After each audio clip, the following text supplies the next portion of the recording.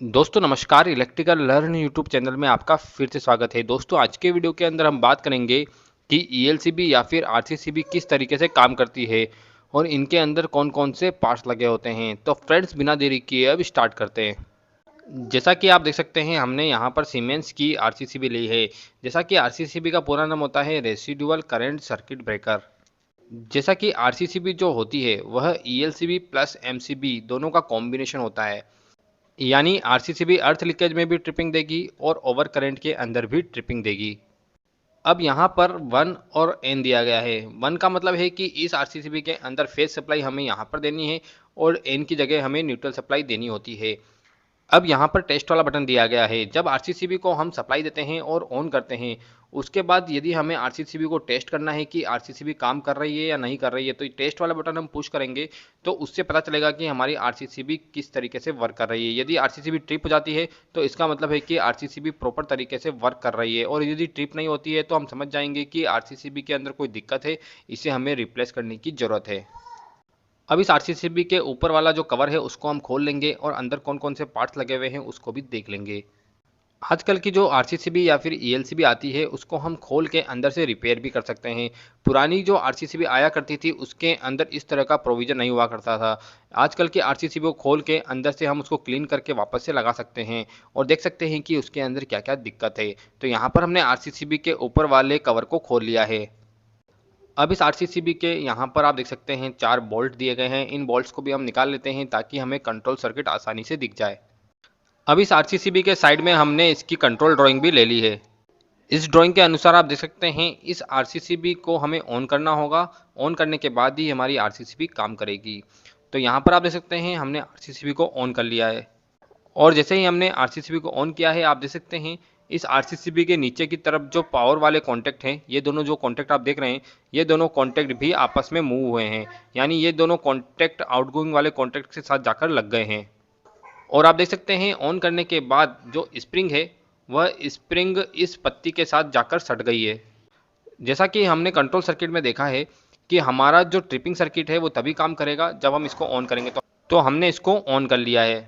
अब आप देख सकते हैं यहाँ पर एक रेजिस्टेंस लगा हुआ है और रेजिस्टेंस के बाद में ट्रिपिंग वाला कॉन्टैक्ट दिया गया है। तो यहाँ पर भी आप देख सकते हैं पावर सर्किट के अंदर एक रेजिस्टेंस लगा हुआ है। इस रेजिस्टेंस के अंदर जो सप्लाई है वह इस पॉइंट से आई है। यहाँ पर जो न्यूट्रल वाला पॉइंट है उस न्यूट्रल वाले पॉइंट से इस रेजिस्टेंस के अंदर सप्लाई आई है, और इस रेजिस्टेंस के साथ यह स्प्रिंग जुड़ी हुई है। जैसे ही इस स्प्रिंग को बाहर वाले टेस्ट बटन से पुश किया जाता है, आप देख सकते हैं इस तरीके से टेस्ट बटन जब इसको पुश करता है, यह स्प्रिंग जाकर इस प्लेट को टच करती है। जैसे ही इस प्लेट को टच करती है तो हमारी न्यूट्रल वाली सप्लाई फेज में चली जाती है। यहाँ पर आप देख सकते हैं जो फेज वाला पॉइंट है उसमें से एक स्प्रिंग निकली और वह स्प्रिंग इस प्लेट से जाकर जुड़ी हुई है। जैसे ही इस प्लेट के अंदर सप्लाई आती है तो इसके अंदर एक सोलेनोइड कोइल होती है। उस सोलेनोइड कोइल से हमारा आरसीसीबी बंद हो जाता है। अभी हम इसको और ओपन करेंगे और ओपन करके देखेंगे कि अंदर कहाँ पर सोलेनोइड कोइल लगी है और किस तरीके से सप्लाई न्यूट्रल से होकर फेज के अंदर जाती है। तो यहाँ पर हम इसको थोड़ा सा और खोल लेते हैं। अब हमने इसको और खोल लिया है। आप देख सकते हैं यहाँ पर जो व्हाइट वाला वायर आपको दिख रहा है ये सीधा न्यूट्रल से आया है और न्यूट्रल से निकलकर यह रेजिस्टेंस में आकर जुड़ गया है। और इस स्प्रिंग को जैसे ही हम टेस्ट बटन के द्वारा पुश करते हैं तो यह स्प्रिंग जाकर इस प्लेट के टच हो जाती है और सप्लाई इस तरीके से फेज में पहुंच जाती है। दोस्तों यहाँ पर रेजिस्टेंस क्यों लगाया हुआ है इसके बारे में भी मैं आपको बता देता हूँ।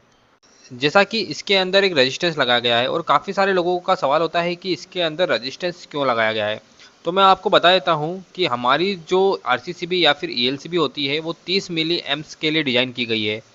तो 30 मिली एम्प्स करंट को फ्लो कराने के लिए इसके अंदर रेजिस्टेंस लगाया गया है।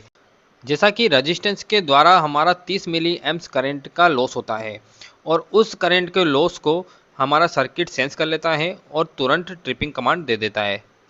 अब हम देख लेते हैं कि इसके अंदर ऑटोमेटिक ट्रिप कमांड कैसे आती है। यहाँ तो हमने देख लिया कि टेस्ट बटन से ट्रिप कमांड कैसे दी जाती है। अब ऑटोमेटिक ट्रिप कमांड कैसे आती है वो भी मैं आपको बता देता हूँ। तो यहाँ पर आप देख सकते हैं हमारा जो इनकमिंग सप्लाई है वह इन दोनों सिरे से होकर आता है। इसके अंदर ब्लू और येलो वाला वायर लगा है और ये ब्लू और येलो वाला वायर यहाँ पर जो कोइल है आप देख सकते हैं वाइट कलर की एक कोइल है, उस कोइल के अंदर से गुजारा गया है। यहाँ से सप्लाई को ले जाकर मूविंग टर्मिनल पर जोड़ दिया गया है। और जैसे ही हम आरसीसीबी को ऑन करते हैं, ये मूविंग वाला टर्मिनल जाकर आउटगोइंग वाले टर्मिनल से जुड़ जाता है और तो हमारी सप्लाई इनकमिंग से होती हुई आउटगोइंग में पहुंच जाती है। यहाँ पर जो मैं आपको कोयल बता रहा हूँ, इस कोयल को हम करंट ट्रांसफार्मर कहते हैं। इस कोयल पे आप देख सकते हैं एक और वाइट कलर का वायर जुड़ा हुआ है। ये वाइट वाला वायर यहाँ से निकलकर सोलेनोइड वाली कोयल में चला गया है। यहाँ पर आपको स्टील की एक प्लेट दिख रही है, इस प्लेट के नीचे ही सोलेनोइड कोयल लगाई गई है। अभी हमने इस प्लेट को भी हटा लिया है। आप देख सकते हैं इसके नीचे एक और मैकेनिज्म है, इसे ही हम सोलेनोइड कॉइल कहते हैं। जैसा कि ईएलसीबी या फिर आरसीसीबी की आउटगोइंग के अंदर कोई ना कोई इक्विपमेंट लगा होता है, और यदि किसी भी वजह से आउटगोइंग के अंदर जो इक्विपमेंट लगा है या फिर वायर लगा है उसके द्वारा अर्थिंग में करंट फ्लो होता है, तो उस कंडीशन के अंदर यहाँ पर जो करंट ट्रांसफार्मर मैंने आपको बताया था, उस करंट ट्रांसफार्मर के द्वारा करंट को सेंस किया जाता है।